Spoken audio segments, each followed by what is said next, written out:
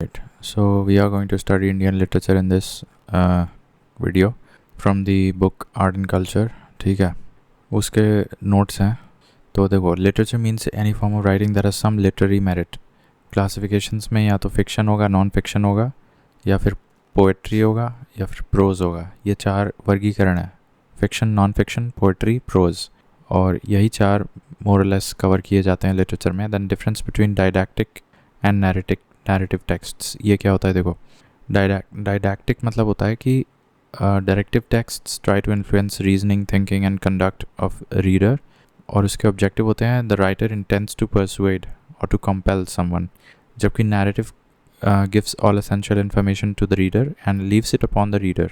Writer means to enhance and sustain the interest, enhance as well as sustain the interest of the reader. ठीक है, तो वो होता है नैरेटिव में, राइट. अब डायडैक्टिक में क्या कौन लोग इस्तेमाल करते हैं, या क्या सब्जेक्ट मैटर यूजुअली क्या होता है? तो उसमें यूजुअली पॉलिटिकल या फिर मोरल इश्यूज़ पे बातें होती हैं.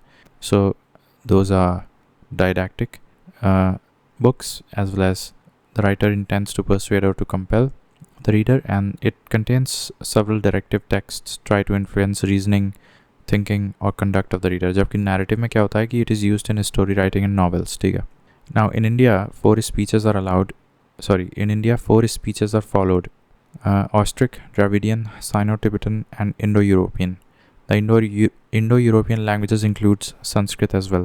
तो ये भी एक पॉइंट पे MCQ बनाया जा सकता है कि इंडो यूरोपियन लैंग्वेज के अंतर्गत संस्कृत भी आता है. ठीक है, so that is one thing. और वैसे देखा जाए तो 4 speeches जो इंडिया में हैं उसमें साइनो-तिब्बतन एक है और इंडो-यूरोपियन है जिसके अंतर्गत संस्कृत भी आता है. What are the rest two? Austric as well as Dravidian. Now speeches मतलब क्या होता है? देखो, ये जो लोग भाषा बोलते हैं, क्या ये उसको रिफ़र कर रहा है? I just ask AI. So where is that? So what are the 4 speeches in India? क्या था? Indo European, Sino, Tibetan etcetera. तो देखो ये क्या बोलता है. The languages spoken in India belong to 4 major language families. Acha, not just 4 individual languages. These families encompass hundreds of individual languages and thousands of dialects within India. The 4 major language families are Indo-European, जो कि हमने अभी बताया, फिर Dravidian, फिर Austro-Asiatic बोल लो या Austric बोल लो या और Sino-Tibetan. ठीक है. So ये जो यहाँ पे लिखी हुई है बात, these are basically language families.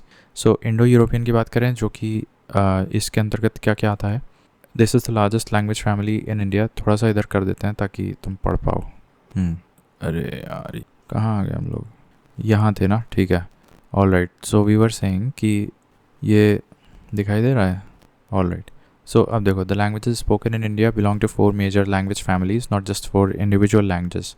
तो उसमें पहला लैंग्वेज फैमिली आता है Indo European. This is the largest language family of India, और it encompassing the Indo-Aryan branch, तो which is spoken by roughly 70% of the Indian population. तो Hindi, Bengali, Marathi, Punjabi, Gujarati, Odia, Maithili and others are examples of Indo-Aryan languages. Indo-Aryan कह सकते हो या Indo-European, एक ही बात है. Sanskrit is also part of this family and considered to be the mother of most languages of this group. अच्छा, तो ये fact, right. फिर दूसरा आता है Dravidian. So this is the second largest language family in India, spoken predominantly in the southern regions. Major languages in this group include Tamil, Telugu, Kannada and Malayalam. Tamil in particular has a long and rich literary tradition and is considered the oldest and purest form of the Dravidian languages. तो जो दर्जा Indo European language में संस्कृत का है, मेरे ख्याल से वो तमिल लैंग्वेज का है ड्राविडियन लैंग्वेज फैमिली में. Then we have Austro-Asiatic कह लो या Austric कह लो. This language family comprises languages spoken primarily in the central and eastern parts of India, particularly by tribal communities. This family includes languages like Santali, Mundari and Ho. And then Sino-Tibetan. This family is primarily spoken in the Himalayan regions and the northeastern states of India. इसमें मणिपुरी, जो कि मेटी भी बोलते हैं मणिपुरी की भाषा को, Bodo and various Tibetic Burmic languages are part of this family. The Sino-Tibetan languages are also known as the Trans-Himalayan languages. All right. तो यही हमको देखना था, इसको अब हम हटा दे रहे हैं. तो यहाँ पे देखो, in India 4 speeches are followed: Austric, Dravidian, Sino Tibetan and Indo European, जिसमें इंडो यूरोपियन में सबसे ज़्यादा 70% पॉपुलेशन समझ आती है, उसके बाद द्राविडियन में तमिल सबसे ज़्यादा फेमस है, और ऑस्ट्रिक मेरे ख्याल से ऑस्ट्रिक क्या था, एक बार फिर से देखना। यहाँ पे जो ऑस्ट्रिक वाला है, the family in comprises languages spoken primarily in the central and eastern part, ठीक है, तो वो सेंट्रल और ईस्टर्न वाले को बोल रहा है ऑस्ट्रिक। और फिर आता है Sino Tibetan, that includes Meitei, Manipuri etcetera, Ho Santhali, Mundari, ठीक है। तो ये हो गई कुछ बातें। उसके बाद Hindu literature in ancient India की बात करते हैं। There is a lot of literature in Prakrit which is full of realism and moral values without religious connotations attached to it. तो प्राकृत में काफ़ी सेक्युलर लिटरेचर लिखा जा चुका है, ठीक है, विच is full of realism and moral values without religious connotations.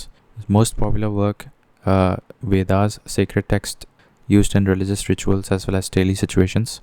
ठीक है, तो इसमें there is a lot of literature in Prakrit which is full of realism, moral values without religious connotations attached to it. अब वेदास की बात करें अगर in particular, तो the word signifies knowledge. वेद का literal meaning होता है knowledge. Written in highly stylized poetic form. तो ये poetic form में लिखा गया है वेद, full of symbols and myths. Initially they were handed down orally, compiled around 1500 to 1000 BCE.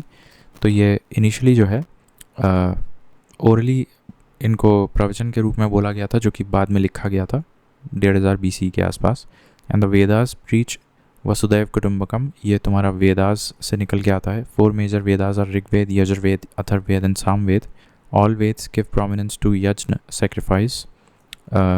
All Ved, The Brahmanas, Aranyakas, Upanishads accompany each Ved. All right. तो यहाँ पे मुझे 2 चीज़ पूछनी है AI से। एक कि do all the Vedas give prominence to sacrifice? Is it true? Do all the Vedas give prominence to religious sacrifices? Okay, I think the mic cannot pick that up. Let me ask that from AI. So, not all the Vedas give equal prominence to religious sacrifices, while yajnas are an important part of the Vedic traditions. Not all 4 Veds give them equal prominence.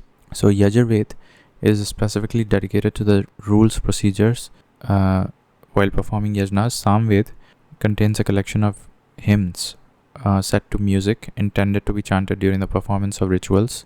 तो सामवेद में तुम्हारे hymns हैं जो कि music के साथ chant करना होता है during rituals. Rigved comprises hymns and praises dedicated to various deities and natural forces. While it mentions sacrifices, it does not provide detailed instructions for their performance.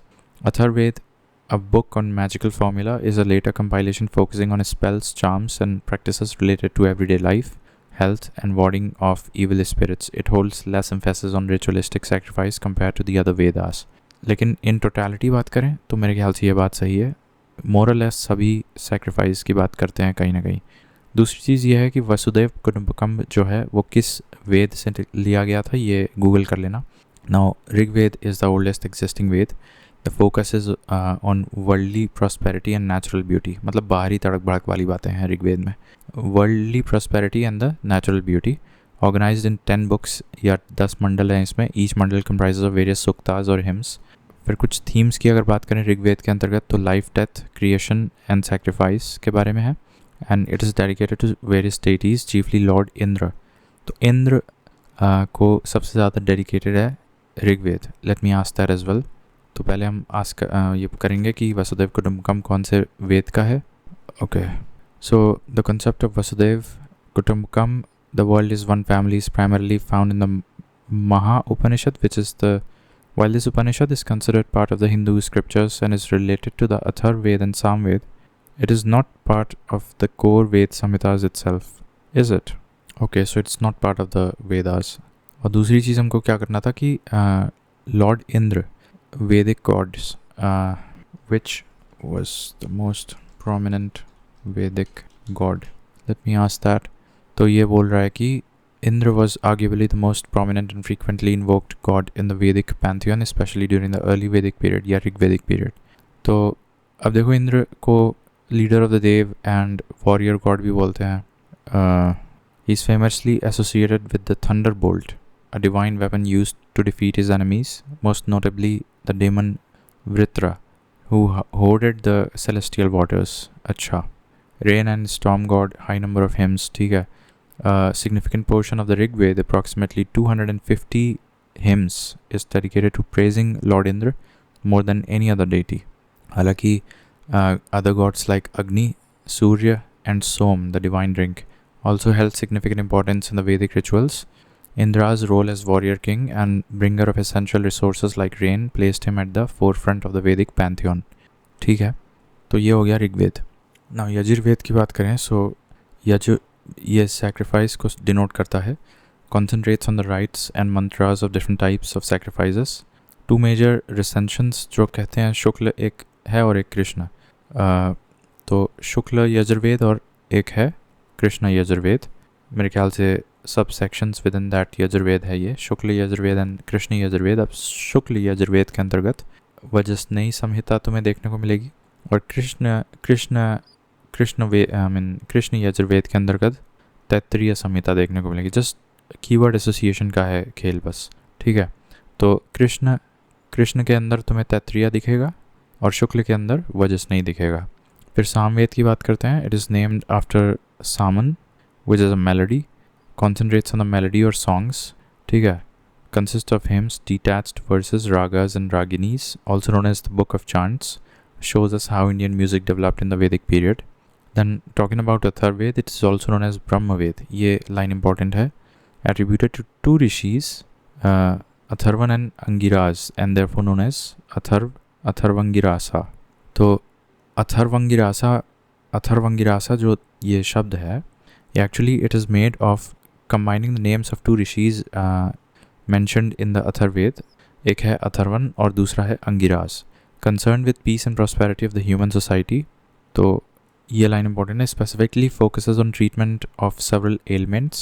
Two major इसमें शाखास कह लो, एक पिपालडा और सौनकिया, ठीक है. पिपालडा और सौनकिया, ये दो बात याद रख लो जो कि अथर्ववेद से जुड़ा है. जैसे कि वहाँ पे कृष्ण यजुर्वेद के अंतर्गत तुम्हारा तैत्तरीय संहिता था और शुक्ल यजुर्वेद के अंतर्गत तुम्हारा वजस्नेयी संहिता था. यहाँ पे यजुर्वेद में एक अथर्वंगिरासा एक नाम याद रखो और they specifically focused on treatment of several elements. और two major shakhas of Atharvaveda are Paippalada and Shaunakiya, ठीक है. Now most of the text deals with black and white magic, speculation on the changes in the universe, ठीक है. तो ये कह सकते हैं speculation on the changes in universe, तो कहीं ना कहीं एस्ट्रोलॉजी एंड प्रेडिक्शन अथर्ववेद से मेरे ख्याल से निकल के आई होगी. तो ये वेदास के बारे में बात हो गई और उसके ऊपर हमने didactic narrative, fiction, non fiction, poetry, prose and literature ये सब बता दिए और लैंग्वेज फैमिली के बारे में भी बता दिए, ठीक है. नाउ अब मैंने बताया हर वेद का अपना एक ब्राह्मण अरण्यका उपनिषद हुआ करता है, ठीक है. तो ब्राह्मणाज में क्या है कि अच्छा श्रुति लिटरेचर वो होता है, टाइप ऑफ लिटरेचर होता है जो कि ओरल वर्सेस होते हैं जिनको बाद में कंपाइल किया जाता है. तो Brahmanas they were part of the Hindu Shruti literature and each Ved has a Brahmana attached to it, a collection of commentaries on the particular Ved. So these were commentaries made on particular Ved. It contain instructions on how to properly conduct rituals and enunciate the signs of sacrifice. Also explain the symbolic significance of the sacred words used in the rituals. Each Ved has an accompanying Brahman. तो देखो यहाँ भी rituals की बात की जा रही है और साइंस ऑफ सैक्रिफाइस की बात की जा रही है ब्राह्मण्स में. कुछ सेक्रेड वर्ड्स का इस्तेमाल ड्यूरिंग द रिचुअल्स, इसके बारे में भी बात की जा रही है ब्राह्मणास में. नाउ ऋग्वेद के अंतर्गत कौन से ब्राह्मणा हैं, ठीक है. तो ये देख लो, ऋग्वेद के अंतर्गत अत्रेय और कौशिताकी है. यजुर्वेद के अंतर्गत तंड्या सद्विमसा है. सामवेद के अंतर्गत तत्रेय और शतपथ है और अथर्ववेद के अंतर्गत गोपथ ब्राह्मण है, ठीक है. तो ये रटा होना चाहिए, इस पर भी कई बार डायरेक्टली सवाल आता है. देखो सबसे आसान है अथर्ववेद, उसके अंतर्गत गोपथ ब्राह्मणा है. सामवेद के अंतर्गत शतपथ ब्राह्मण है और एक और है तत्रेय, ठीक है. तो सामवेद का तो याद हो जाएगा because Samaveda starts with the letter S और एस के बाद इमीडिएटली टी आता है अल्फ़ाबेटिकल ऑर्डर में. तो फिर एक एस से तुम्हारा हो जाएगा शतपथ ब्राह्मण और एक हो जाएगा तत्रेय ब्राह्मण. अथर्ववेद का गोपथ ब्राह्मण हम रट लेते हैं, बाकी बच गया यजुर्वेद, ठीक है. तो यजुर्वेद में तुम क्या करोगे, एक है तंड्या और सद्विमशा और तंड्या, ये दो नाम याद रखो यजुर्वेद के. और यजुर्वेद के अंतर्गत दो मैंने और बताए थे शाखास, दैट वाज पिपलाडा और सौनकिया, यही था ना. हाँ, पिपलाडा और सौनकिया, तो वो तो शाखास थी. अब यजुर्वेद के अंतर्गत 2 ब्राह्मणास भी हैं, तो जैसे पिपलाडा और सौनकिया हैं वैसे ही यहाँ पे तुम्हारा एक है सदविमशा और तांड्या। तो सदविमशा और तांड्या ये दोनों तुम्हारे यजुर्वेद में है। फिर लास्टली ऋग्वेद के अंतर्गत तुम्हारा अत्रेय ब्राह्मण आएगा और कौशिताकी ब्राह्मण आएगा, ठीक है। तो देखो एक famous movie downloading torrent site है YTS, तो वो याद कर लो यजुर्वेद में। तो YTS में Yajurveda stands for Y, T से तांड्या हो जाएगा और S से क्या हो जाएगा सदविमसा, ठीक। ऋग्वेद में तुम्हारा हो जाएगा RAK, ठीक है। तो इसमें तुम्हारा अत्रेय और कौशिताकी, और सामवेद में तुम्हारा हो जाएगा S और T मैंने बताया अल्फ़ाबेटिकल ऑर्डर, तो दैट इज़ शतपथ ब्राह्मण, और T से तुम्हारा तत्रेय ब्राह्मण। फिर लास्ट में अथर्ववेद के अंतर्गत गोपथ ब्राह्मण, ठीक है। तो ये क्लियर हो गया। फिर उसके बाद अरण्यकास होते हैं, describe the philosophy behind rituals and sacrifices involved. तो इसमें फिलॉसफी होती है, not the actual ritual and the process and the scientific sacred words and their enunciation and pronunciation etc, but they describe the philosophy behind such practices or sacrifices, ठीक है। It is said to be compilations of ritualistic information on the cycle of birth, rebirth and complexity of soul. Munis who preferred to dwell in the forests taught them. तो अरण्यका basically Hindi में इसका मतलब जंगल होता है।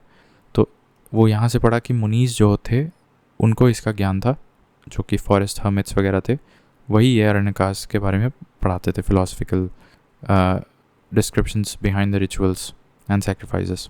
फिर Upanishads literal meaning होता है to sit down near, and the oral handing over the knowledge was a part of the guru shishya parampara. These treaties were written in Sanskrit. So ये भी एक लाइन इंपॉर्टेंट हो जाता है कि Upanishads were written originally in Sanskrit. Generally the last part of the Ved also known as वेदांत, ठीक है। तो वेदांत जो है last part of the Veda को बोलते हैं, and set to contain the truth of life and show the way towards moksha salvation. तो वेदांत में तुम्हारा ट्रूथ ऑफ लाइफ होता है और मोक्ष और साल्वेशन की तरफ बढ़ने के लिए मार्ग होता है। Out of 200 Upanishads 108 have been called Muktika canon, ठीक है। तो कुल मिला के लगभग 200 उपनिषद्स हैं, जिसमें से 108 को मुक्तिका बोलते हैं, ठीक है। 108 को मुक्तिका बोलते हैं। अब उपनिषद्स और अरण्यकास में क्या डिफरेंस है, देखो उपनिषद्स कम अंडर द ज्ञान खंड वाइल अरण्यकास कम अंडर द कर्म खंड, ठीक है। तो उपनिषद्स कम अंडर द ज्ञान या ज्ञान खंड और अरण्यकास कम अंडर द कर्म खंड। देन नॉलेज, सो अब ज्ञान खंड है तो स्पिरिचुअलिटी और नॉलेज या स्पिरिचुअल नॉलेज के बारे में बात हुई है, जबकि अरण्यकास रिचुअलिस्टिक एक्शंस सैक्रिफाइस सेक्शन के बारे में बात हुई है अरण्यकास में, ठीक है। All right, then Mahabharata and Ramayana they were the 2 epics. फिर से बता देना, देखो अरण्यकास में तुम्हारा कर्मकांड है एंड जो कि रिचुअलिस्टिक एक्शंस को एक्सप्लेन कर रहा है, जबकि उपनिषद तुम्हारा ज्ञान खंड है जो कि नॉलेज और स्पिरिचुअल, स्पेशली स्पिरिचुअल नॉलेज का डिस्क्रिप्शन दे रहा है। जबकि अब महाभारत और Ramayana, these are the 2 epics also known as mahakavya, added and compiled through ages. Today it is an amalgamation of several transmissions. Ramayana की बात करें तो देखो रामायण लिखा गया था Valmiki, and it is also called as Adi Kavi, therefore Ramayana is also called as Adi Kavya, ठीक है। अब चूँकि जो इनके लेखक हैं वाल्मीकि, उनको आदि कवि बोलते हैं, तो रामायण चूँकि वाल्मीकि ने लिखा है तो फिर आदि काव्य भी बोलते हैं उनको। In the story Ram is projected as an ideal man and through him purushartha और मैनकाइंड इज़ गिवन। अब पुरुषार्थ क्या है, धर्म अर्थ काम मोक्ष, ठीक है। ऑल राइट, ये सब लोग जानते हैं ये। Then now the Ramayana is divided into 7 books called khands. The success of Rama over Ravana, over the latter kidnapping his wife Sita, is considered to be the victory of good over evil. तो ये नहीं पूछेगा, इसमें बस ये पूछेगा कि कितने रामायण में कितने सब वॉल्यूम्स हैं। तो 7 वॉल्यूम्स हैं जिनको हम खंड बोलते हैं, ठीक है। और मेरे ख्याल से हनुमान से जुड़ा कुछ है जो किष्किंध खंड, उसमें दिया गया है। एनीवेज, देन महाभारत की बात करें, most popular version now Mahabharata was written by Veda Vyasa, ठीक है। The first version on Sanskrit was called as Jaya या विक्ट्री।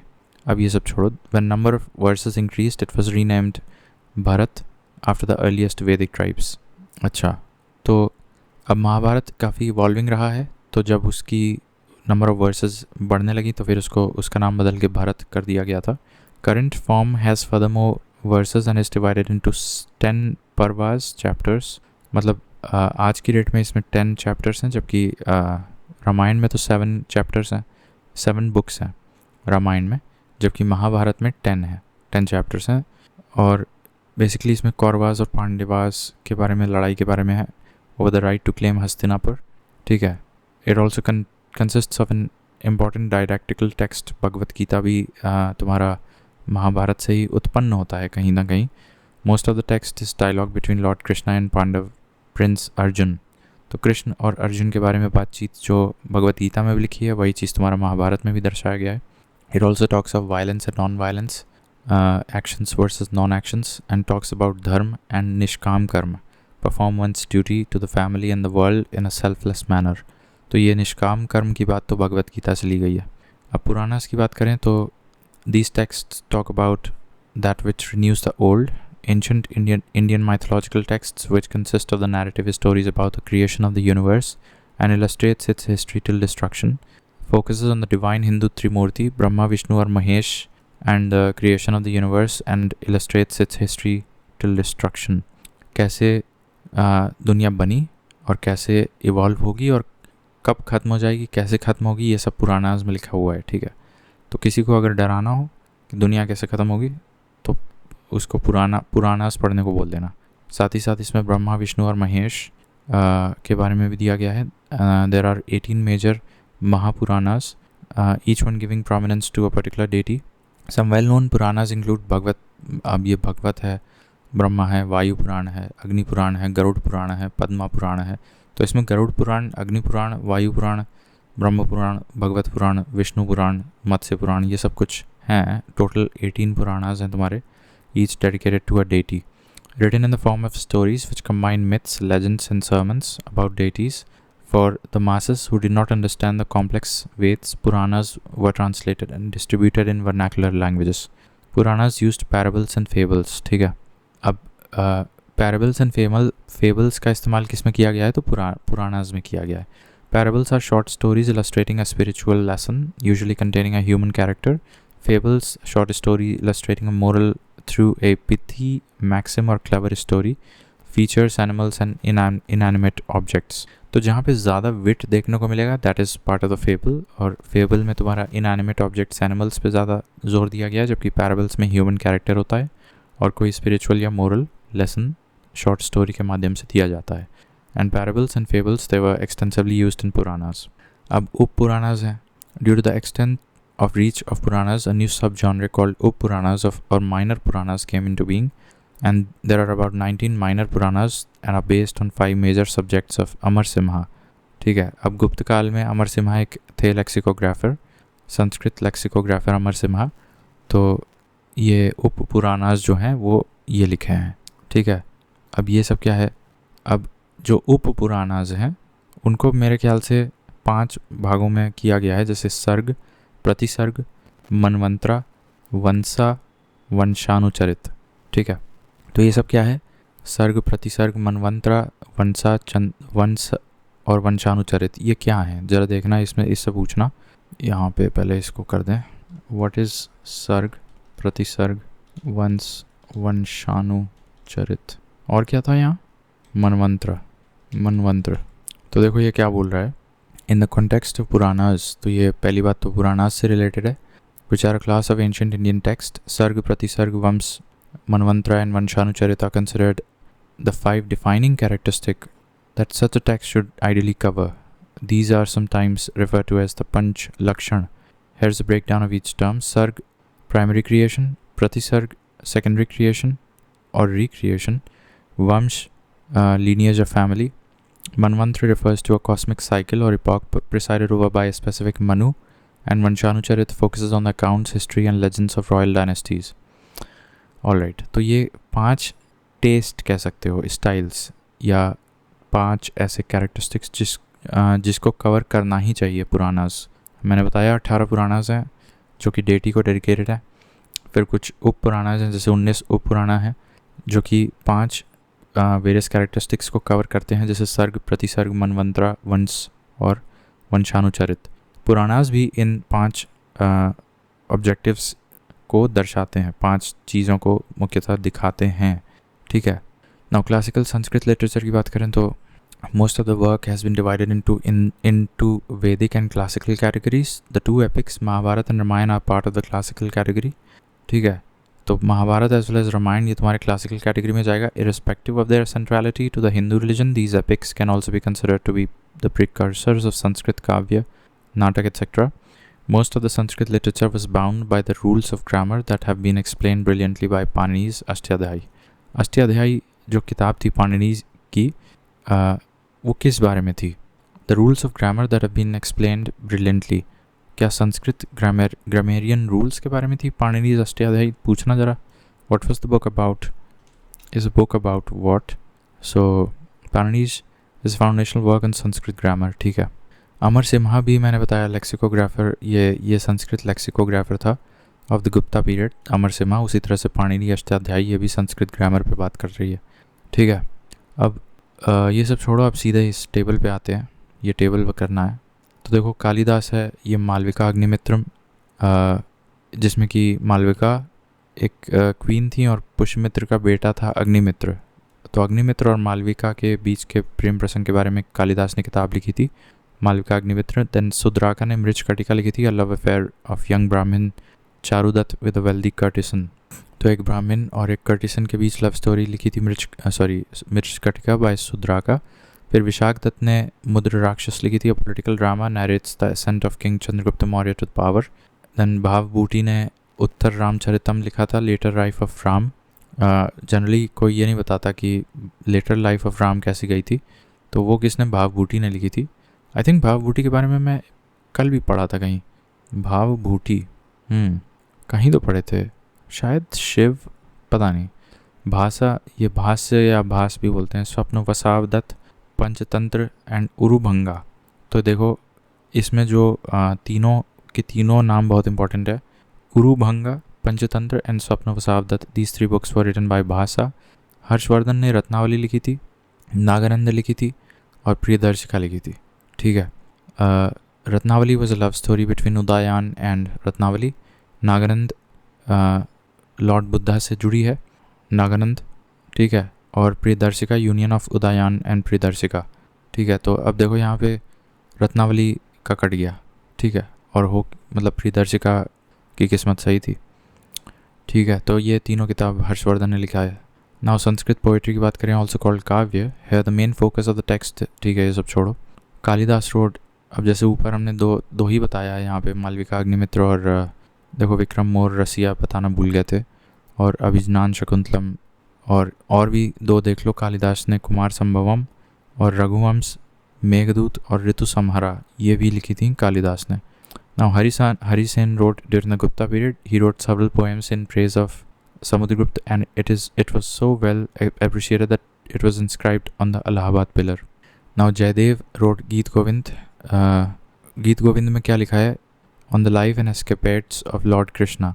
ठीक है, life of lord Krishna Jayadeva के गीत गोविंद में लिखा है. अदर मेजर पोइट्स यहाँ भारावी कृतार्जुनिया है और माघा किलिंग ऑफ शिशुपाल. तो माघा शिशुपाल वध, ये एक किताब है. कुछ संस्कृत की किताबें हैं और देख लो, जैसे Dharmasutras, book on law compiled alongside Smritis known as Dharmashastra. These are the basis of laws governing the subjects of most Hindu kingdoms.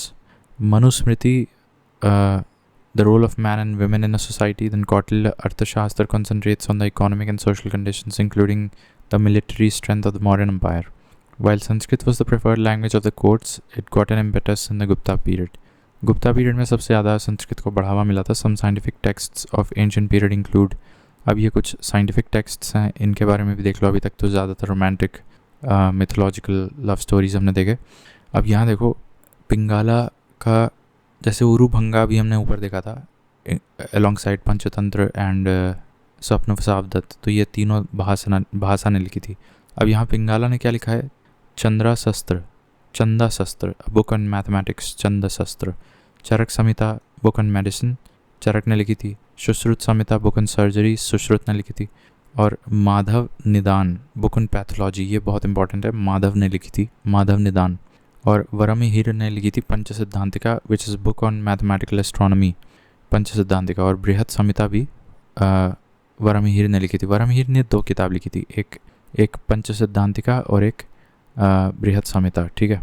फिर आर्यभट्ट ने आर्यभट्टिका लिखी थी, और लगाधा ने वेदंगा ज्योतिषा लिखी थी। लगाधा ने वेदंगा ज्योतिषा लिखी थी। तो ये बहुत इंपॉर्टेंट लास्ट वाला है, लगाधा। लगाधा ने कोई वेदंगा ज्योतिषा लिखी थी, ठीक है। Two most notable Sanskrit works in medieval times from Kashmir, Kalhana Raj Tarangini.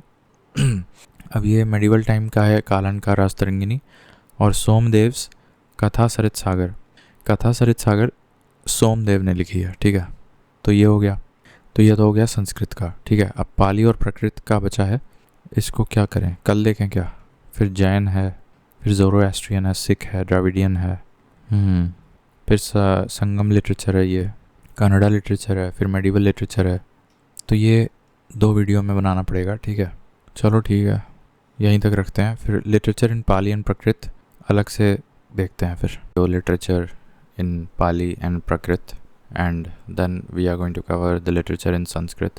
So let's start. Now Prakrit is a term which is loosely attached to any language from the standard one. तो ये प्रकृत जो शब्द है, ऐसा कोई बहुत इसका हार्ड एंड फास्ट मीनिंग नहीं दे रखा है कहीं पे।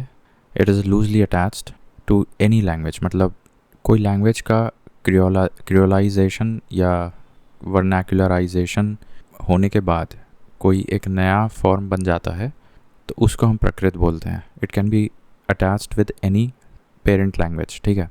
तो पहले हमको ये पता चला Prakrit is a term which is loosely attached to any language from the standard one, right. Then the Buddhist literature can be broadly classified into canonical and non canonical ones. Canonical में तुम्हारे विनय पिताक, सूत पिताक और अभिधाम पिताक आ जाते हैं। अब इसके अंतर्गत कुछ और भी वॉल्यूम्स, सब वॉल्यूम्स हैं, उनके नाम भी याद होने चाहिए।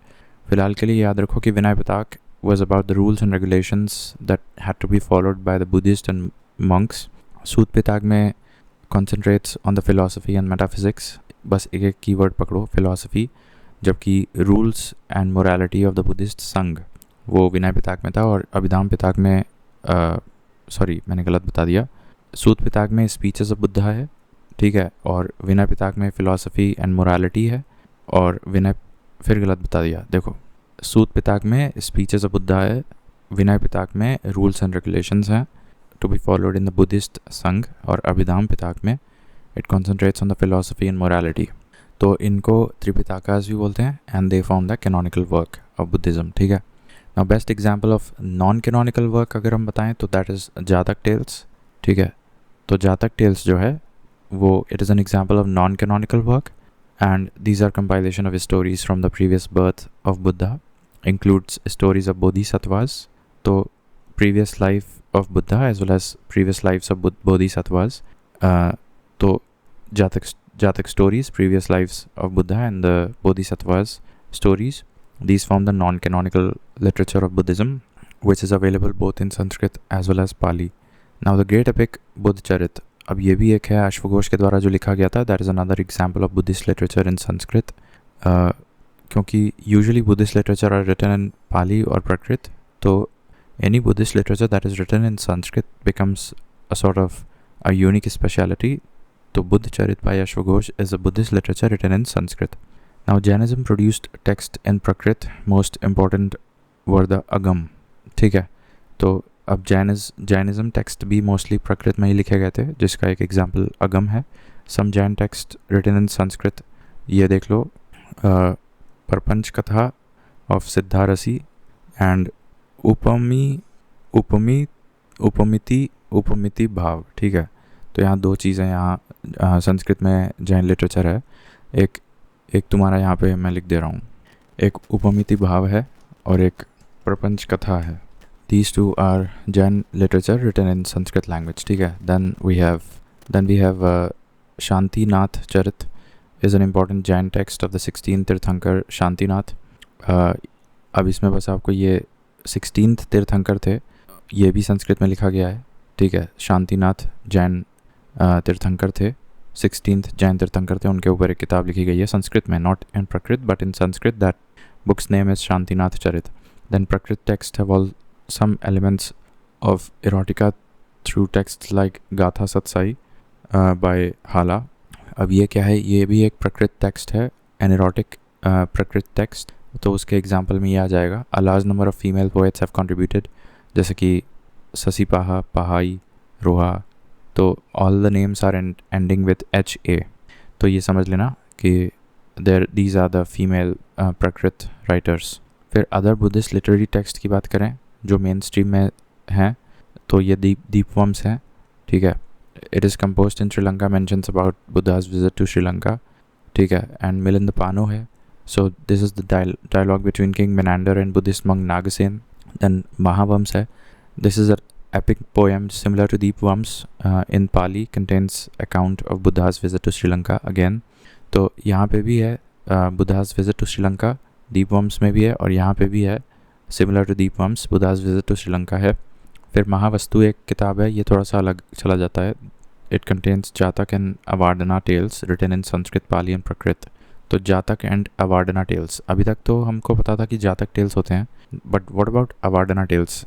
Are these the tales related to Buddhism as well? We will confirm that. Then Lalit विस्तार सूत्र की अगर बात करें तो ये, एक सेकंड, ललित विस्तार सूत्र की बात करें, this is an important Mahayana text and it contains various stories about Buddha till his first sermon at Sarnath।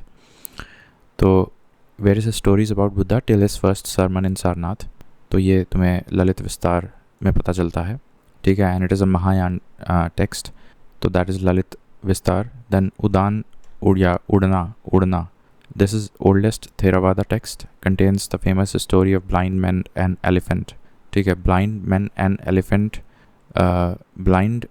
And elephant के ऊपर एक कोई बुद्धिस्ट थेरावादा टेक्स्ट ओल्डेस्ट है, सो दैट इज़ उड़ाना। जबकि Lalita Vistara, it is a Mahayana text which tells about the Buddha's stories till his first sermon at Sarnath. फिर बोधिवंश की बात करें, ठीक है, ये उपाटिस्सा के द्वारा लिखी गई थी बोधिवंश, और ये संस्कृताइज्ड पाली में लिखी गई है। It is written in prose poem style. तो ये उपतिस्सा के द्वारा लिखी गई है, उपातिस्सा बोधिवंश। फिर महाविभाषा शास्त्र किसने लिखी है? Contains discussion about other non Buddhist philosophies, essentially a Mahayana text. तो महाविभाषा शास्त्र या सिर्फ सिंपली महाविभाषा भी याद रखोगे तो भी चलेगा। It is essentially a Mahayana text. तो यहाँ पे मुझे कुछ नई किताबों के बारे में पता चला, जैसे महाविभाषा है तो ये महायाना टेक्स्ट है, और एक पता चला Udana, that is a book, Theravada book, oldest Theravada book on the blind man and elephant. फिर एक बोधिवंश के बारे में पता चला, that was written by Upatissa, और एक पता चला Mahavastu, that is contains Jataka as well as Avadana tales, ठीक है। तो ये कुछ बुद्धिस्ट लिटरेरी टेक्स्ट हमको देखने को मिले, उसके ऊपर हम लोग ये कर चुके हैं लिटरेचर इन पाली एंड प्रकृत। फिर एक विशुद्धि मग्गा है, ये भी एक याद रखो, this was written by Buddhaghosa, a text on Theravada doctrine, contains discussion on the teachings of Buddha. तो अभी हमें थेरावाडा बुद्धिज़्म में हमने 2 किताबें पढ़ ली, एक उड़ाना जो कि ओल्डेस्ट थेरावादा टेक्स्ट है, और एक विशुद्धि मग्गा, ठीक है।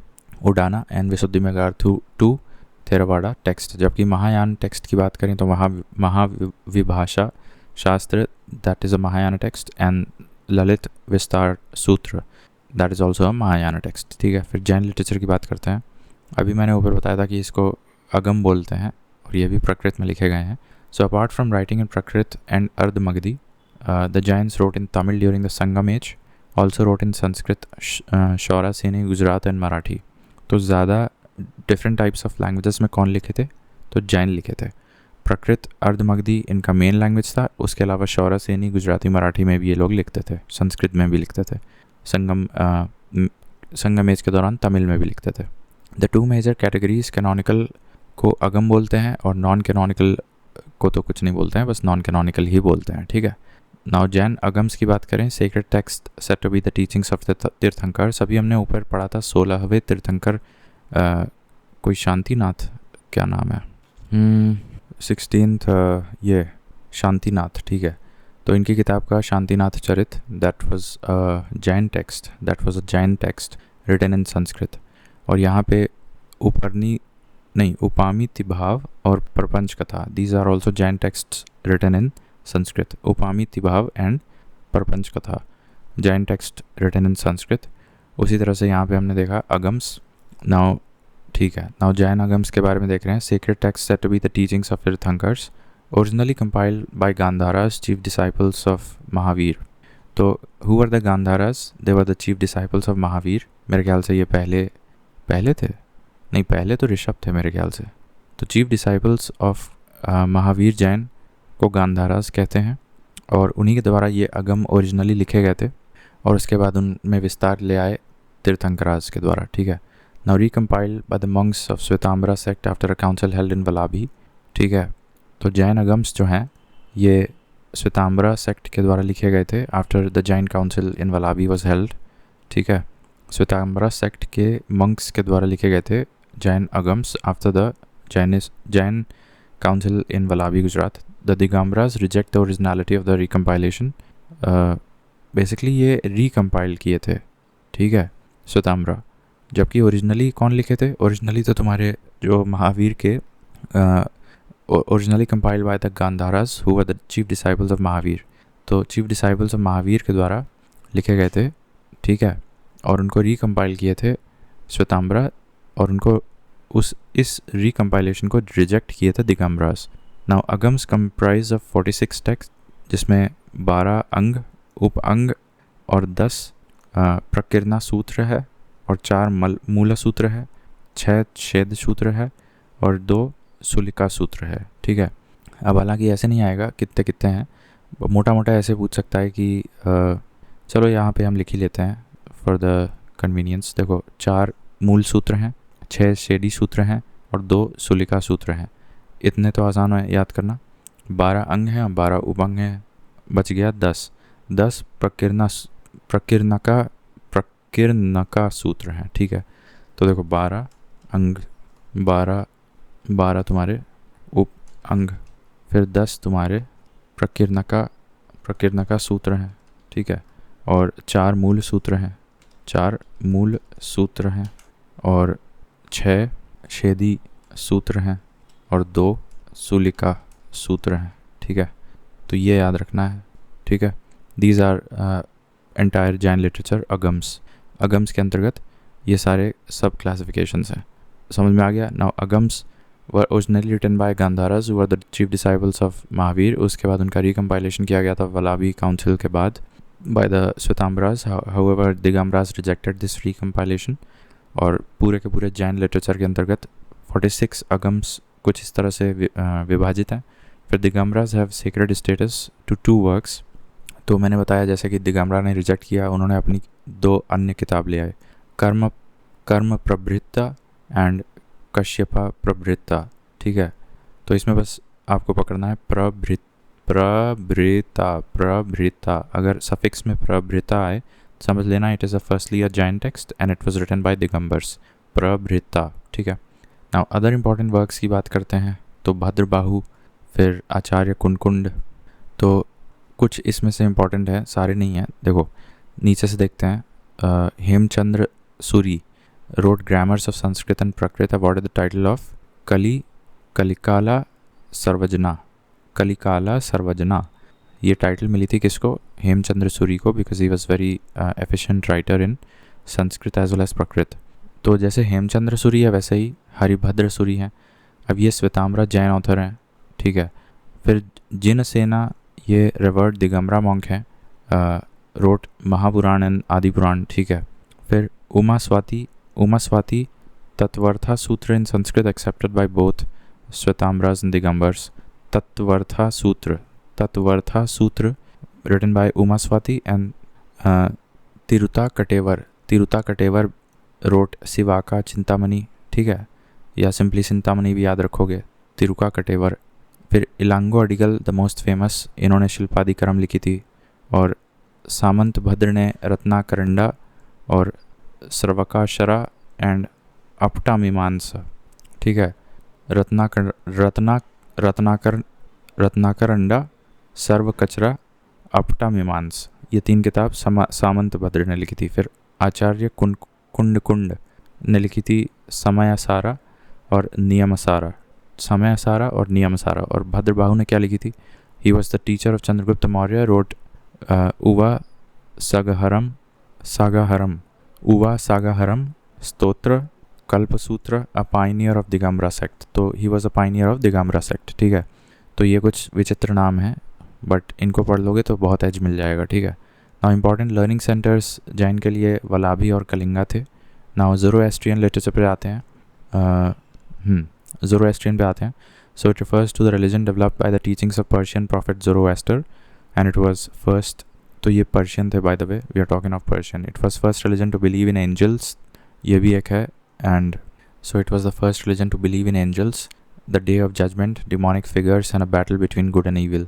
तो ये सारे जजमेंट डे हो गया या एंजल्स हो गया, डिमोनिक फिगर्स हो गया या battle between good and evil, इन सारे के कॉन्सेप्ट्स को सबसे पहली दफ़ा कौन लेके आए? ज़ोरोएस्ट्रियन रिलीजन लेके आए थे। And most important text Avesta, written in the Avestan language similar to Sanskrit. So in the book Yasna is the most important ceremony that has been described. तो यसना ज़ोरोएस्ट्रियन अवेस्टा किताब में एक सेरेमनी का नाम दिखा गया है। इसके बाद डेंकार्ड, ये एनसाइक्लोपीडिया ऑफ ज़ोरोएस्ट्रियंस को बोलते हैं डेंकार्ड, और Bundahishn details about the theory of creation in the religion, ठीक है। तो बुंडाहिस्न भी एक अवेस्टन किताब है और डेंकार्ड भी एक ज़ोरोएस्ट्रियंस की किताब है। फिर सिख लिटरेचर पे आते हैं तो the beliefs and philosophies are written in the sacred scripture Guru Granth Sahib. Gurbani is the composition of Sikh gurus and the Guru Granth Sahib, ठीक है। अदर इंपॉर्टेंट वर्क्स आदि ग्रंथ है, और by Gurudas under the aegis of fifth Guru Arjan देव के समय आदि ग्रंथ लिखा गया था। आदि ग्रंथ गुरु ग्रंथ साहिब जो है ये फर्दर एक्सपेंशन ऑफ आदि ग्रंथ है under Guru Gobind Singh, written in Gurmukhi script in a language called Sant Bhasha, ठीक है। तो ये गुरु ग्रंथ साहिब का ही एक्सपेंशन है, जो कि फिफ्थ गुरु अर्जन देव के समय लिखा गया था। आदि ग्रंथ उसका एक्सपेंशन है Guru Granth Sahib, written in Gurmukhi script, और ये काम किया गया था गुरु गोविंद सिंह के समय, ठीक है। और it also contains teachings of Bhakti saints and Bhagats. फिर दसम ग्रंथ की बात करें, so these are the hymns written by Guru Gobind Singh himself, some of which are offered in the daily prayers called Nitnem, ठीक है। तो गुरु गोविंद की खुद के जो हिम्स हैं वो दसम ग्रंथ में आते हैं और उनको नितनेम भी बोलते हैं। फिर जन्म सखीज़ कंटेन, ये भी एक किताब है, Janam Sakhis contain mythological and exaggerated stories of the first Guru Nanak, तो वो जन्म सखीज़ के नाम से आता है, ठीक है। फिर एक किताब है Ardas, set of prayer performed as a daily ritual in the Gurudwara, तो उसको अरदास बोलते हैं, अरदास, ठीक है। डेली गुरुद्वारा के जो सेरेमनीज होते हैं, प्रेयर्स होते हैं, उनको अरदास बोलते हैं। Janam Sakhis contain the mythological and exaggerated stories of the first Guru Nanak. दसम ग्रंथ the hymns written by Guru Gobind Singh himself, जिनको नितनेम भी बोलते हैं, ठीक है। फिर आदि ग्रंथ गुरु अर्जन देव, और आदि ग्रंथ का एक्सपेंशन करवाया था गुरु गोविंद सिंह ने गुरु ग्रंथ साहिब के रूप में, in the Gurmukhi script in a language called Sant भाषा। इट ऑल्सो कंटेन्स भक्ति सेंट्स की टीचिंग्स। नाउ द्रविडियन लिटरेचर पे आते हैं, तो तमिल संगम लिटरेचर। द्रविडियन में पहले हम तमिल संगम देखते हैं। तो इसमें देखो, एक होता है अगम और एक होता है पुरम। अगम होता है inner field discusses abstract human aspects, ठीक है, और पुरम होता है outer field discusses human experiences, social life, ethics etcetera. जबकि inward experiences as love, sexual relations वगैरह ये सब अगम में डिस्क्राइब्ड हैं, जबकि पुरम में तुम्हारे सोशल लाइफ एंड एथिक्स हैं। Now name derived from the assemblies known as Sangams organised by the Pandyans, where poets writers joined from all across south India. So ये बेसिकली संगम का माने असेंबलीज होती थी, and these were organized by the Pandyas. Sangams were organized by the Pandyas, ठीक है। Then we have, these are what, okay, तो पहली संगम हुई थी तुम्हारा पांड्यन किंगडम में ही हुई थी, मदुरई में हुई थी। सेकंड संगम हुई थी कपाटपुरम में, और तीसरी संगम हुई थी मदुरई में अगेन। नाउ पहली संगम जो थी ये सेंट अगस्त ने प्रिसाइड की थी। सेकंड ये दोनों ने की थी, अगस्त एज वेल एज तोलकापियर ने, और तीसरा नक्कीरार ने किया था, नक्कीरार ने। अच्छा, फर्स्ट संगम में no book has survived used Agathiyam as grammar. Agathiyam एक किताब फर्स्ट संगम से बची हुई है थोड़ा बहुत, बाकी सब सर्वाइव नहीं कर पाई थी। सेकंड जो संगम हुआ था कपाटपुरम में, that was presided by Tolkappiyar as well as Agastya. वहाँ पे एक किताब लिखी गई Tolkappiyam, which is a book on Tamil grammar. और तीसरे संगम जो कि मदुरई में हुआ था, that was presided by Nakkirar. वहाँ पे एग्जिस्टिंग जो आज के समय संगम लिटरेचर है वो सारा कुछ वहाँ पे लिखा गया था। So around 30,000 lines of poetry have been arranged in 8 anthologies called Ettuthogai. जो पोएम तीसरे में बनाई गई थी, 30,000 लाइन्स की पोएट्री, उसके 8 वॉल्यूम्स हैं, एडुटोगाई बोलते हैं. Thiruvalluvar has contributed the Thirukkural to the Sangam literature. Another famous female saint Avvaiyar. Sangam में एक फ़ीमेल बहुत ही फेमस राइटर थी अवैयार नाम से, ठीक है. और एक ये शिल्पादिकरम इलांगो अडिगल और मणिमेगलाई बाय सत्तानाहर, नहीं सथानार ने क्या लिखा था, मणिमेगलाई, ठीक है. और इलांगो अडिगल ने शिल्पादिकरम. These texts focus on Tamil society and the economic and political changes it was experiencing. इसके अलावा final turn came with the Vaishnav Bhakti movements. तो जैसे हमने बताया 12 अलवर और saint poets who were immersed in the devotion of Vishnu wrote several texts. One female alvar saint named Andal. तो जैसे अवैयार was a female Sangam writer, अवैयार, वैसे ही अंडल was a female वैष्णविस्ट writer, ठीक है. वैष्णविस्ट अलवार सेंट, ठीक है. तो टोटल कितने अलवार सेंट्स थे, 12 थे. उन्होंने भी काफ़ी किताबें लिखी थी that somewhat merged with the Sangam period. Another group was called Nayanars who sang in the praise of Shiva. So in secular writings there were 2 major poets called the Periya Puranam and Kambarmayanam. तो secular में 2 poets का नाम याद रखना है, especially in the contemporaneous period of Sangam as well as Vaishnavism. एक का नाम था कम्बरामायनम और एक का नाम था पेरिया पुराणम, ठीक है. तो ये हो गया संगम लिटरेचर. फिर मलयालम और तेलुगु इतना ज़्यादा प्रोमिनेंट नहीं है, ठीक है. तो ये भी देख लेते हैं. देखो, मलयालम में यूजुअली स्पोकन इन केरला, और यहाँ पे 2 ही किताबें हैं. एक भाषा कौटिल्य कमेंट्री ऑन द अर्थशास्त्र एंड एक है कोकासन दिसन, ये मलयालम लिटरेचर है, कोकासन दिसन. फिर Ramacharitam, an epic poem written by Cheeraman. Then Ezhuthachan, a strong proponent of the Bhakti movement, also known as the father of Malayalam language. तो इनका नाम याद रखो बस, Ezhuthachan, father of Malayalam language. दूसरा Ramacharitam was written by, it is another Malayalam epic sort of, Ramcharitam written by Shiraman. And Kokasan Disan and Bhasa Kautilya, these are 2 major works written in Kerala Malayalam literature. Telugu literature की बात करें तो linguists argue that Nannaya was the first Telugu poet, reached its zenith during the Vijayanagar period, also known as the golden age of Telugu literature. Then Uttarahar Vamsan, देखो Uttarahari Vamsan, composed by Nashana Somnath, court poet of King Bukka I, and Amuktya Malayadam, poetry composed by King Krishnadev Raya. And during his reign 8 learned poets were attached to his court known as Ashtadiggaj. Krishnadev Raya के समय के बता रहे हैं. He patronized Kannada poets, Tamil poets Haridas, and himself wrote treatises on Sanskrit and Kannada too. Out of these, the following deserve a special mention.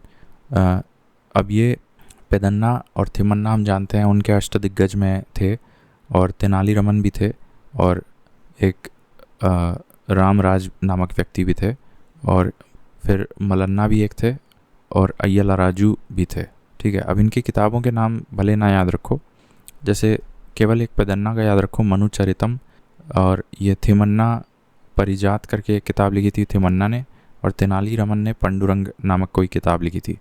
Ramraj ने कई किताब लिखी थी, एक हरिश्चंद्र करके लिखी थी और एक वासुचरितम लिखी थी, और मलन्ना ने राजशेखर चरित लिखी थी, और अय्यला राजू ने रामाभू डायामू लिखी थी, ठीक है, रामाभू डायामू, ठीक है. तो ये तेलुगु हो गया, राइट. अब कन्नड़ा भी देख लेते हैं. Kannada literature Jain scholars made the first फोरे. बेस्ट एग्जाम्पल इज धर्मनाथ पुराणा बाय माधव. धर्मनाथ पुराणा ये कन्नड़ा लिटरेचर में है बाय द 15th तीर्थंकर, ठीक है. Then one of the first recorded text in Kannada is Kavirajamarga by Amoghavarsha 1, a very powerful Rashtrakuta king. तो Kavirajamarga by Amoghavarsha 1 is the first recorded text in Kannada. 3 unparalleled gems की बात करें, पंपा, पुन्ना और रन्ना. तो ये तुम्हारे पंपा, पुन्ना, रन्ना, ये ट्रिनिटी ऑफ कन्नड़ लिटरेचर भी बोलते हैं. where Pampa is considered as the father of Kannada, wrote Adi Puran and Vikramarjun Vijaya. He mastered the ras, wrote poetry. पुन्ना शांति पुराण लिखे थे और रन्ना अजीता पुराण लिखे थे, ठीक है. तो Punna wrote Shanti Puran and Rana wrote Ajita Puran. Then grammar of the language was written in Shabdamani Darpan by Keshi Raj. Religious text की बात करें, नरहरि कंपोज्ड तोरावे रामायण जमिनी भारत बाय लक्ष्मीशा. ठीक है, तो नरहरि का बस याद रखो, Narahari was writer who composed Torave Ramayana Kannada में. फिर Sarvajna was given the title of people's poet. He composed tripadi 3 line poems. Tripadi माने होता है 3 लाइन पोएम्स. और ये कौन लिखता थे कन्नड़ लिटरेचर में? Sarvajna. Sarvajna was given the title of people's poet. इनको पीपल्स पोएट भी बुलाया जाता था सर्वजना को, because he use to write tripadi that is 3 line poems. तो जैसे यहाँ पे कबीर के दोहे 2 लाइन में होते हैं, वैसे त्रिपाठी सर्वजना लिखते थे कन्नड़ लिटरेचर में त्रिपाठी यानी 3 line poems. The first poetess in Kannada called Honnamma wrote Hadibadeya Dharma duty of a devout wife. तो हड्डी बढ़िया धर्म ये एक किताब का नाम था, that is a duty of a devout wife. This was written by Honnamma, a female Kannada poetess. तो इतना हो गया हमारा साउथ इंडिया का literature, as well as Sangam, Kannada, Telugu, Tamil, Sikh literature भी हो गया, और ज़ोरोएस्ट्रियन भी हो गया, और जैन हो गया. तो इतना कुछ हो गया लिटरेचर इन पाली एंड प्रकृति. यहाँ से हमने स्टार्ट किया था. अब अगले वीडियो में हम देखेंगे इसके ऊपर बुद्धिस्ट लिटरेचर. ठीक है, so will be starting with medieval literature starting from Persian. Okay, so Persian, it came to India with the coming of Turks and Mongols in the 12th century, and one of the finest poets is Amir Khusro Dehlvi. He wrote Nuh Isfir and Dual Rani Khizr Khan. Dual Rani Khizr Khan and Nuh Isfir. These 2 books were written by Amir Khusro. Another one is Ziauddin Barani, is one of the top historians of Delhi Sultanate, and he wrote Tariq-e-Firuz Shahi. Ziauddin Barani wrote Tariq-e-Firuz Shahi. Minhaj-e-Siraj was another famous historian. Ibn Battuta, a Moroccan traveler, wrote several accounts explaining the socio-political scenario of the period. Babur wrote Baburnama in Turkish, which is his own biography. Tuzuke-Jahangiri, from the period of Jahangir, gives various insights about the period. Humayun-Nama was written by Humayun's half-sister Gulbadan Begum. One of the greatest emperor was Akbar, and Aini Akbari and Akbarnama, written by his court historian Abul Fazl, are the best examples of the literature of that period. One of the best examples of translations is the Mahabharata, translated by Badauni into Razmnama. Similarly, Hamza-Nama depicts the story of the mythical Persian hero Amir Hamza. So Amir Hamza happens to be a mythical Persian hero जिसके बारे में एक epic लिखी गई है, Hamza-Nama. जबकि Razmnama is the name given to the translated version of Mahabharata into Persian by Badauni. Malik Muhammad Jayasi composed Padmavat in 1540, and Faizi was among the Navratans of the Akbar's court. So Faizi was also the one among the Navratans in Akbar's court. Shah Jahan wrote Shah Jahanama of Inayat Khan, Padshah-Nama by Abdul Hamid Lahori.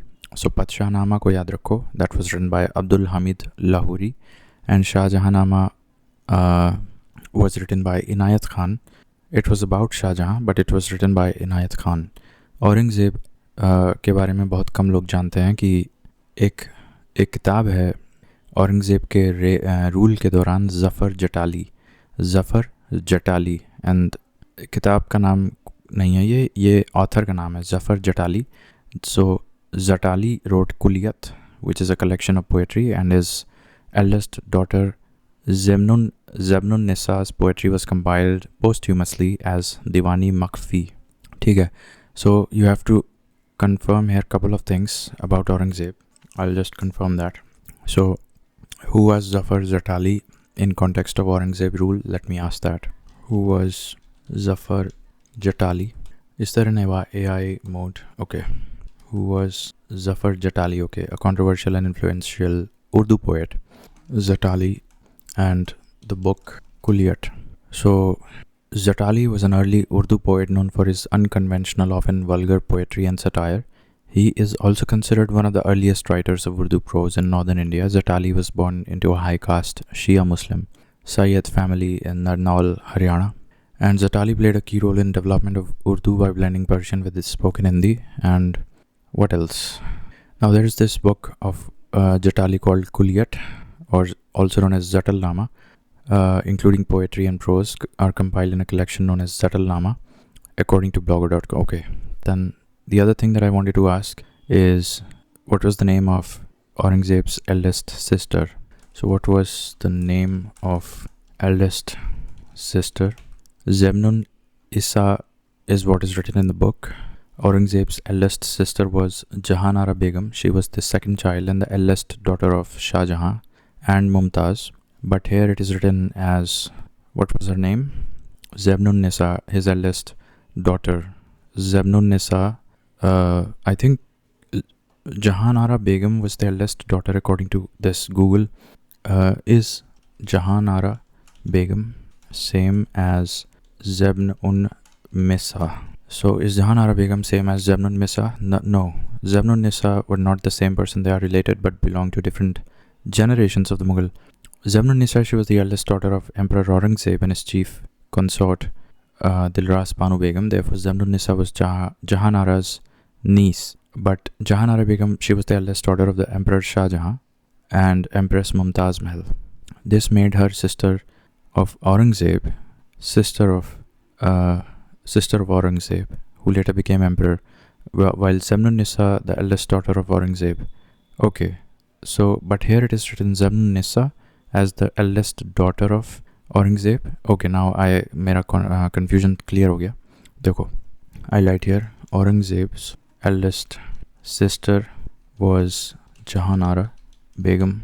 His eldest daughter was Zemnun Nisa. Alright. And एक चीज़ और यहाँ पे Gulbadan Begum, that was Humayun's half sister. Okay, who wrote Humayunama. So ये हो गया हमारा मुगल या medieval literature हो गया. एक चीज़ और देखना है, मिनाज ए Siraj wrote which books? So Minhaz-e-Siraj, Tabaqat-e-Nasiri. This historical text is a key source of understanding the early history of Delhi Sultanate from Ghurid dynasty's time in India until the beginning of Delhi Sultanate. And the works cover various aspects including the history of Muslim dynasties in Iran, Central Asia, Ghaznavids before Sebuktigin, and a substantial portion dedicated to the Ghurids. ठीक है. It is organized into tabaqat, that is classes or categories based on social status, offering detailed. So it is organized into tabaqat, classes or categories based on social status, offering detailed understanding of the power dynamics within the ruling class. Alright, so ये हो गया. तो ये औरंगज़ेब वाला भी confusion हो गया. Now Urdu की बात करें, so the language mostly follows the grammar of Hindi and a script of Persian, initially also called as Dakhni. So Urdu was initially called as Dakhni in the southern India. Mirza Ghalib, one of the greatest poets, composed Diwan in Urdu. ठीक है. तो Diwan was written by Mirza Ghalib. एक चीज़ मैं पूछना भूल गया. Diwan-e-Makhfi. Who wrote this book? So Diwan-e-Makhfi is a collection of poems by Zemnun Nisa, the eldest child of Emperor Aurangzeb and his chief consort Dilras Banu Begum. Alright. Now ये clear हो गया. So South India में उर्दू को दखनी बोलते थे, and Mirza Ghalib was a Dakhni writer who wrote Diwan, a collection of poetry. Other poets, Mir Taki Mir, Sauda Dard and Mir Taki Mir. ये कुछ अलग उर्दू poets हैं, Sauda Dard and Mir Taki Mir. Iqbal wrote Bangedara. He is famous for writing Sare Jahan Se Acha. Okay.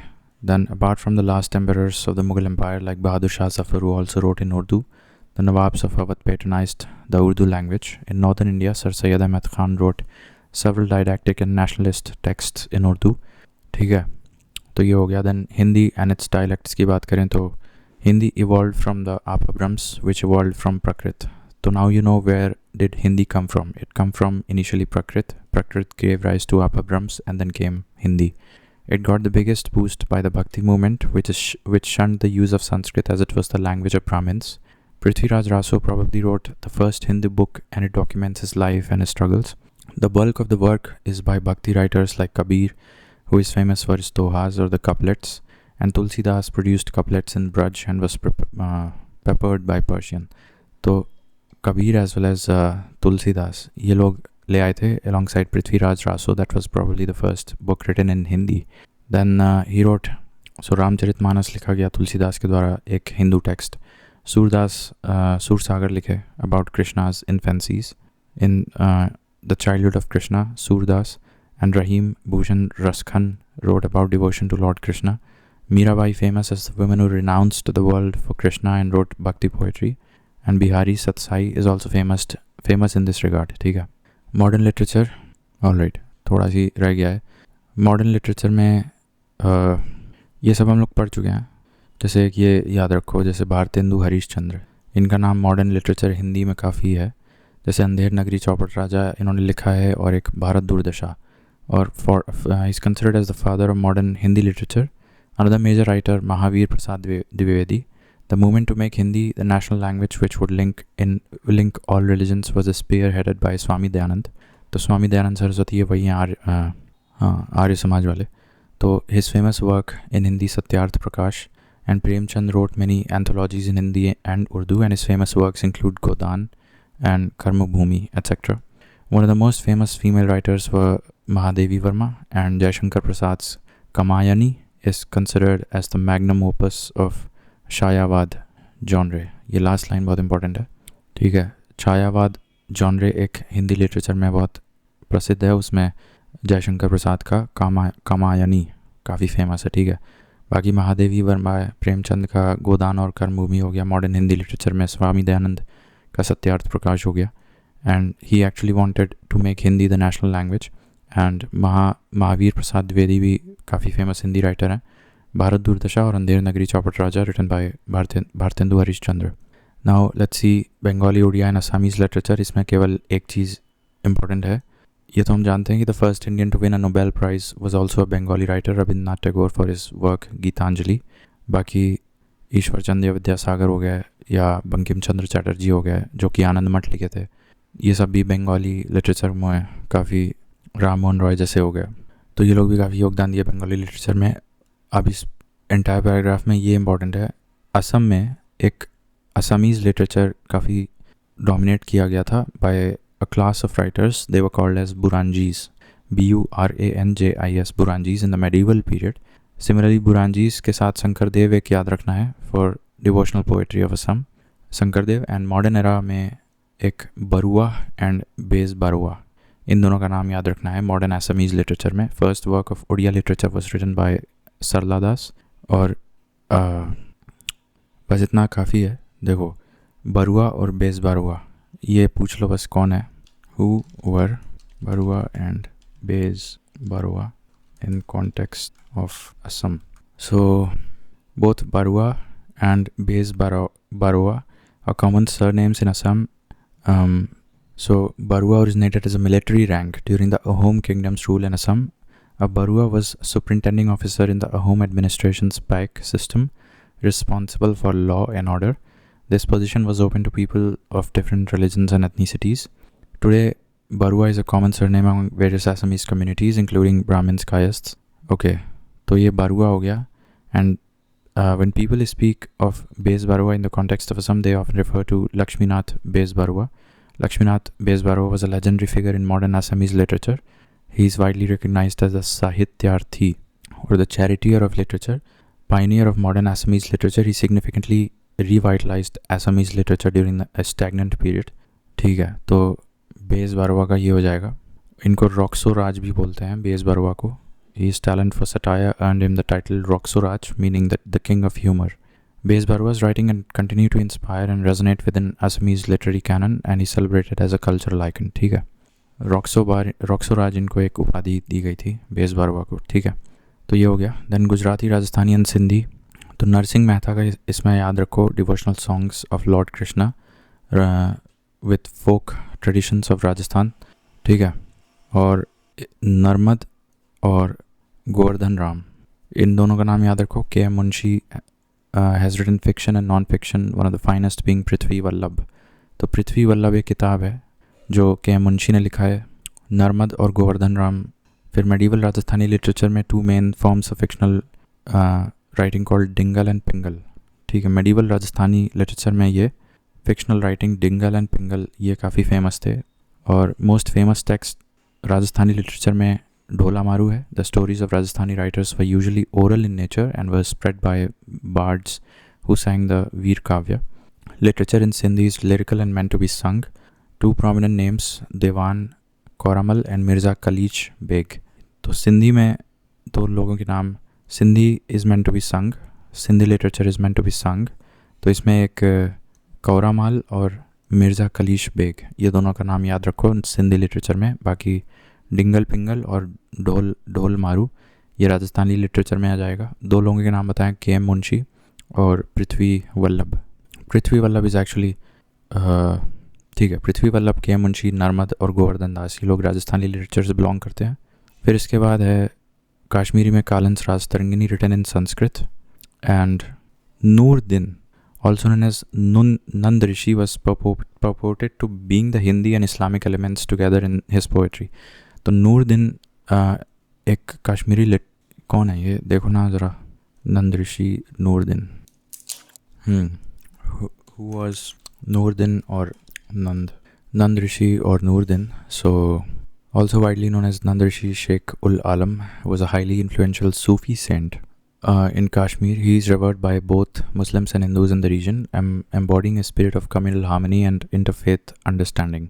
Nand Rishi का कह लो या he was founder of the Rishi order. Nand Rishi established a unique Sufi tradition known as the Rishi order, which integrated Islamic principles with Kashmir's existing spiritual practices, including elements of Buddhism and Kashmir Shaivism. तो ये बहुत अच्छा है। और इनका नाम था शेख नूर उद्दीन नूरानी, ठीक है। तो ये कॉपी करो यहाँ से, ये यहाँ पेस्ट कर देते हैं। When you are talking about Kashmir, you must tell about this person, and also you should also tell about what he founded. So he was founder of the Rishi order in Kashmir. Founder of the Rishi order, Nand Rishi established a unique Sufi tradition known as Rishi order, which integrated Islamic principles with Kashmir's spiritual practices, including elements of Buddhism and Kashmir Shaivism, ठीक है। तो ये हो गया। नूर दिन याद रखना है, नंद ऋषि और कालंस राज तरंगिनी, 2 चीज़ काफ़ी है यहाँ पे। बाद में political power shifted to the Dogra family, तो फिर डोगरी लैंग्वेज का प्रोमिनेंस होने लगा ज़्यादा, ठीक है। पंजाबी लिटरेचर में बाबा फरीद और बुल्ले शाह, ये 2 लोग याद रखने हैं। और दे कंपोज्ड मैनी सॉन्ग्स और क्लासिकल कंपोजिशंस कॉल्ड काफ़ी, ठीक है। रंग दे बसंती चोला ये जो है ये भगत सिंह ने लिखा था, और वीर सिंह ने रोट राणा सूरत सिंह, ठीक है। और एक Guru Gobind Singh had also written Savaiye एक नामक किताब थी जो कि गुरु गोविंद सिंह ने लिखी थी, Savaiye in Punjabi. Also there were various love story written by the Sikh gurus, जिसमें से एक याद रख लो सस्सी पुन्नू और Heer Ranjha. Heer Ranjha was written by Waris Shah, और उसके साथ साथ सस्सी पुन्नू भी एक याद रखो। बाकी अर्जुन देव के समय आदि ग्रंथ लिखा गया था, जिसको बाद में, ठीक है, एक्सपैंड किया गया था, गुरु ग्रंथ साहिब में एक्सपैंड कर दिया गया था। बाकी सिख राइटर्स कबीर दादू और नानक, ये 3 भी थे। इसके अलावा फिर मराठी लिटरेचर में देखें तो सेंट ज्ञानेश्वर का नाम आता है, और इनको क्रेडिट दिया जाता है to begin kirtan and written a detailed commentary on Bhagavad Gita in Marathi में ये भगवत गीता पे कमेंट्री दी हैं ज्ञानेश्वर, और कीर्तन का स्टार्ट किए थे। Oldest known female writer of Maharashtra region that is Janabai, and most famous saint Eknath wrote commentaries on Ramayana and Bhagavad Gita. तो एकनाथ ने भी लिखा था, सॉरी नॉट गीता, भगवत पुराण। एकनाथ ने भगवत पुराण पे कमेंट्री लिखी थी alongside Ramayana. Tukaram and Ramdas were other Bhakti poets, and one of the great nationalist figures Bal Gangadhar Tilak started his newspaper Kesari in the Marathi language. और वेस्टर्न साइड से हमारे कुछ सोशल रिफॉर्मिस्ट लीडर्स थे, जैसे MG रनाडे, KT तेलांग और GT माधोलकर, ठीक है। तो ये हो गया हमारा।